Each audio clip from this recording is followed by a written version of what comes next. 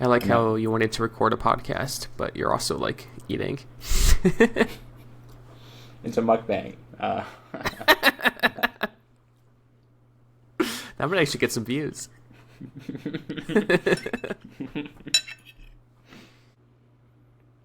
Hello? Cheers. Cheers. Is your computer alive again?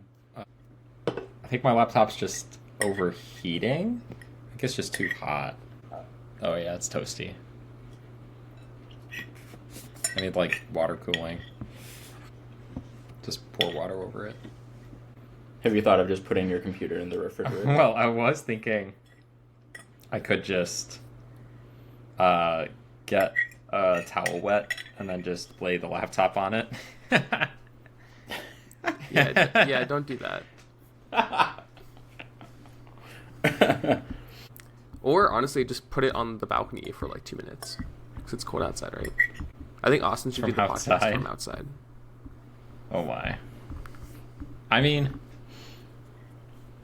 it is really cold outside. Here, give me a minute. Give me a minute. He's thinking about it. He's gonna go put his winter jacket on. Let's go. Commitment to the cause. Oh yeah, No, so yeah. you got robbed. Oh, yeah, well, a package en route to me got robbed. Like, it was cut open, and they took the thing out, and then, like, put it back together, kind of. That sucks. Yeah, luckily, because it was through Costco, like, with a credit card, I think both Costco would protect me as well as the credit card. You're just gonna do the chargeback. So I already contacted both Costco and the credit card. I was more just I think I basically did a chargeback, even though I didn't really want to. Because when I contacted them, I was like, oh, I haven't talked to Costco yet. Because Costco's hours, like, it was during the night. So I was like, oh, like, I haven't talked to the merchant yet. But here's just, like, this info. Because it's a sensitive item, like a gold coin, right? That's not serialized or anything. I wanted to, like, inform you immediately as opposed to, like, waiting a couple days, which is, like, sus, you know? Yeah.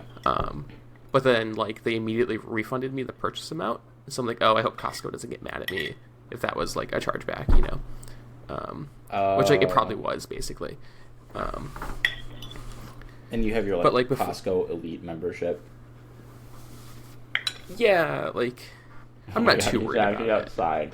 Let's go. I may or may not be outside. The video's better. It's only until my laptop cools down. It's Apple. Mm-hmm. The Apple video is Advanced way Mode. better. It's so smooth now.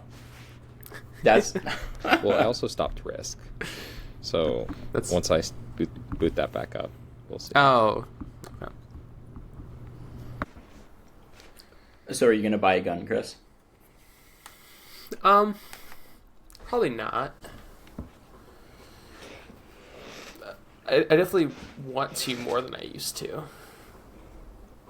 You've also looked into guns before, right? I think they're fun. Like, I just enjoy, like, shooting in general. Are they fun in the same way that like a car is fun? Yeah. I think so. Because I know you like big car go vroom vroom. So I think they're more like fireworks with a skill component. fireworks with a skill component. Because they're loud, and there's a flash, and there's, like, a force that, like it's a very tactile experience. But then there's also, like, it's more difficult than you would expect to, like, be accurate, which is, like, a skill that you can spend years getting better at, you know, which is fun. I'm just generally scared that I would shoot myself. Like, on purpose or on accident? On accident, not on purpose. No. That's pretty... I mean, like, if you're good with gun safety, then, like, that is pretty rare. Yeah. Like, it'd be fun to get, like a bolt action rifle and, like, practice shooting at, like, 200 yards or something. Like, that would be fun. But that's really hard to do in, like, San Diego. That's like a Wisconsin or Illinois thing. Illinois. Our Illinois' gun law is more lax than... Well, they're almost certainly more lax than California's, but probably not by much. In Chicago, there's all these extra rules. In general, Illinois is not too bad. Like, the main requirement in Illinois is you have to have a FOID card, just firearm owner identification, I think. And that's to own any gun, I believe. But outside of that, there are no restrictions. To my knowledge, at least when I lived there several years ago. No restrictions on, like, magazines or, like, stuff like that.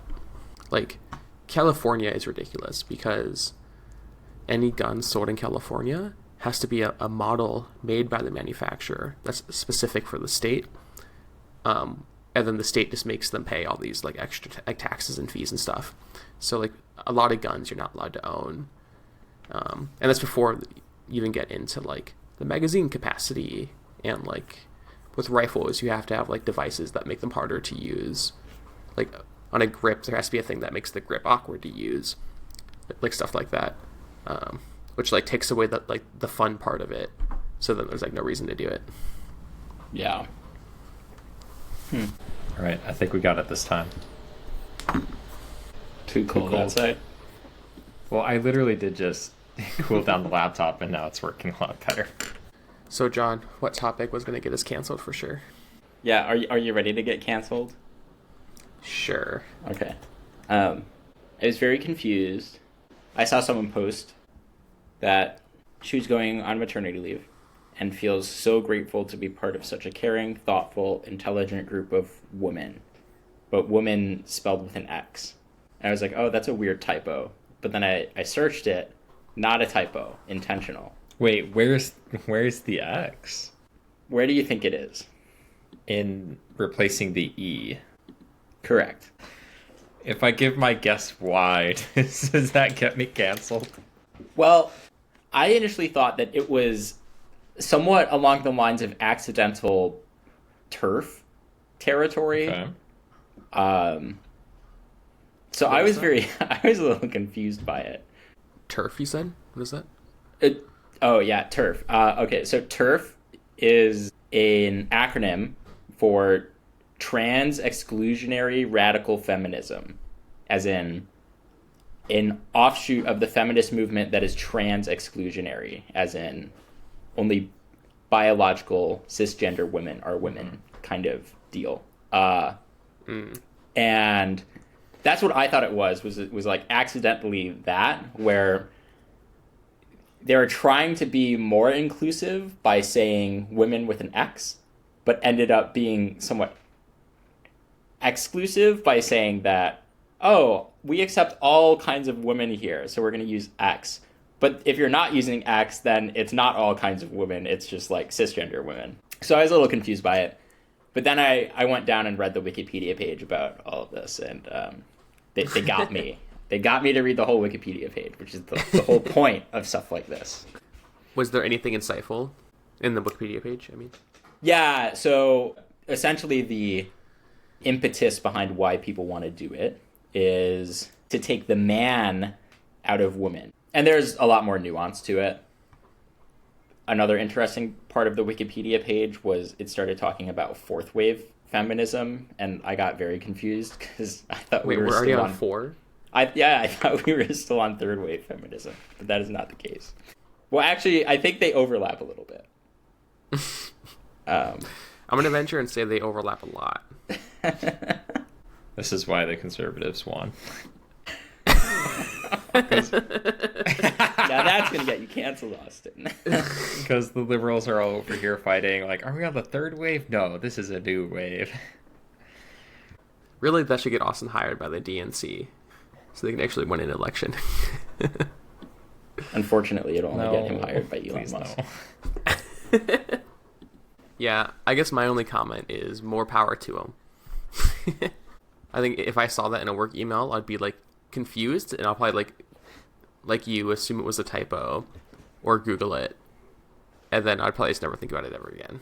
It strikes me very similarly to Latinx, and how there's debate on different interest groups on whether or not that is a good thing to do. another interesting one here when I was reading the Wikipedia page. There are multiple alternate spellings. So you can also use a Y instead. There's also an explicitly TERF group called Women Born Women with Ys.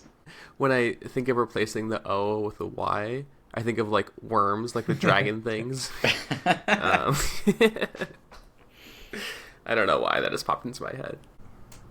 So Austin, how's your second week? Let's call it my first week. So what'd you get done today, Mr. Entrepreneur Man? I had a lot of calls actually.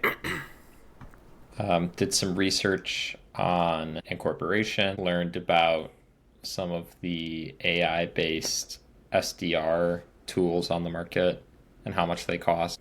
Oh, so like instead of hiring a salesperson, so you use AI. Yeah, so the idea is that AI has the potential to make sales a lot easier because it would let people, like, it gives you the possibility of being able to outreach to people without actually having to write everything yourself. So like you could just give it a list of criteria for clients that you want to contact, or clients, like the profile of clients that you want to contact, and it will actually do the outreach for you, or at least like prepare things for you. The sticking point though about these services is that they're really expensive because they know how valuable sales is to a team. So they charge like something between like $700 to $1,500 per month for this software service to help you generate leads and run your sales engine. It's basically a lot of money because that's way cheaper than a salesperson. Yeah, so they can sell it that much because their competitors currently charge like 12 to 13K per month for the same level of service. Humans are expensive because they need things like food and clothes and shelter. Wouldn't it be so much easier if they just didn't need that? Food, shelter, sleep. So I was looking at the steps for incorporation, and I'm currently torn between reaching out to law firms to try to support me in this, or using one of the automated services that are available, because there are some automated services that let you incorporate a company without having to do as much vetting and upfront work.